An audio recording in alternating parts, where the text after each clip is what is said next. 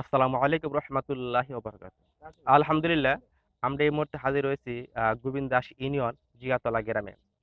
আমরা এমন একটি বিষয় নিয়ে হাজির হয়েছি যা আমাদের সামাজিকতার দিক থেকে খুব দুঃখজনক এবং কষ্টজনক। আসলে আমাদের পাশে দেখতেছেন একটি বৃদ্ধ মা এবং বৃদ্ধ বাবা দাঁড়িয়ে আছে।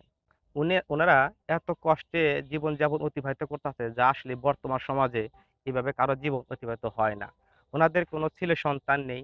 এই বয়সে ওনাদের সারাদিন মানুষের দ্বারা দ্বারে ঘুরে ২-৪ আনা জড়ো করে সেই দিয়ে তাদের খাবার সংগ্রহ করতে হয়। আসলে বাবারা দেখান খুব অসুস্থ।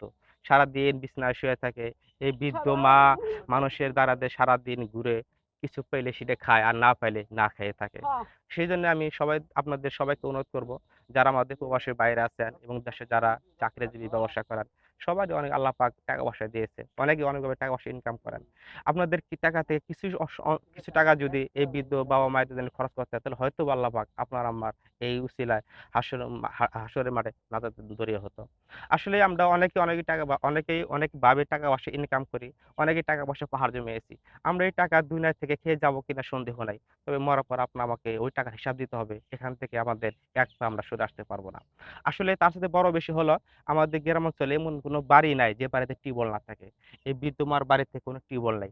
উনি এই বাড়িতে ৩০ বৎসর ধরে এখানে থাকেন। অথচ উনি এই ৩০ বৎসর ধরে অন্যের বাড়ি থেকে পানি এনে তার খেতে হয় অনেক দূর থেকে।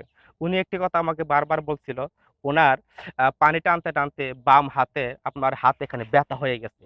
এই কথাটা উনি বারবার আমাকে বলছিল। আসলে খুবই কষ্টজনক যে এই যুগে এসে একটি বাড়িতে টিউবওয়েল না থাকে। তার চেয়ে বড় বিষয় হলো ওনারা বয়স হয়ে গেছে। এই বয়সে অন্যের বাড়ি থেকে পানি টেনে আনে খাওয়া খুব কষ্ট। যাক, আমাদের সাথে এই মহল্লা আমাদের হুজুর সাহেব আছে, ইমাম সাহেব। ওনার সাথে আমরা ২ টা কথা শুনবো।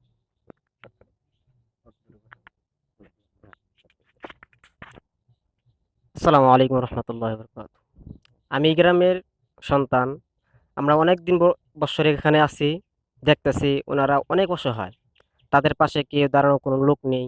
তাদেরকে ২ বেলা বা ৩ বেলা খানা দিবে, এরকম কি লোকও পাওয়া যায় না। তাদেরকে টাকা পয়সা দিয়ে একটু সহযোগিতা করবে, তাও এরকম কি লোকও পাওয়া যায় না। অনেক দিন ধরে দেখতে আছি। এই জন্য যারা চাকরিজীবী, চাকরি করেন, প্রবাসী ভাইরা অনেক জায়গায় আপনারা ইনকাম করেন, তারা যদি তাদের জন্য একটু সহযোগিতা যদি করেন, তাহলে আল্লাহ খুশি হব, আমরাও খুশি হব। এই জন্য সবাই তাদের পাশে একটু দাঁড়াবেন এবং সহযোগিতা করবেন।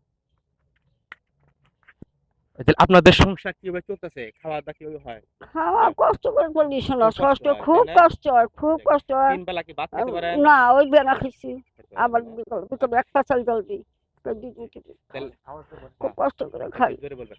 কষ্ট আর তাহলে আপনাদের টিউবওয়েল নাই হলো ৩০ বছর ধরে, তাই না? ৩০ বছর ধরে হ্যাঁ। খোঁজ করি না, মিথ্যা কথা বলবো না। ৩০ বছর ধরে না, শরীরে ব্যথা হয়ে গেছে, তারাই না। এই অবস্থা, গোসল দিয়ে নদী ভরে চাষা, এখন কি করবো? আপনার তো ইনকাম কোনো টাকা পয়সা কামাই করা কোনো লোক নাই। না, দোকান আর যাক, আপনার তো ছেলে কোনো সন্তান নাই, তাই না, না? ওই নাই, 16 সন্তান।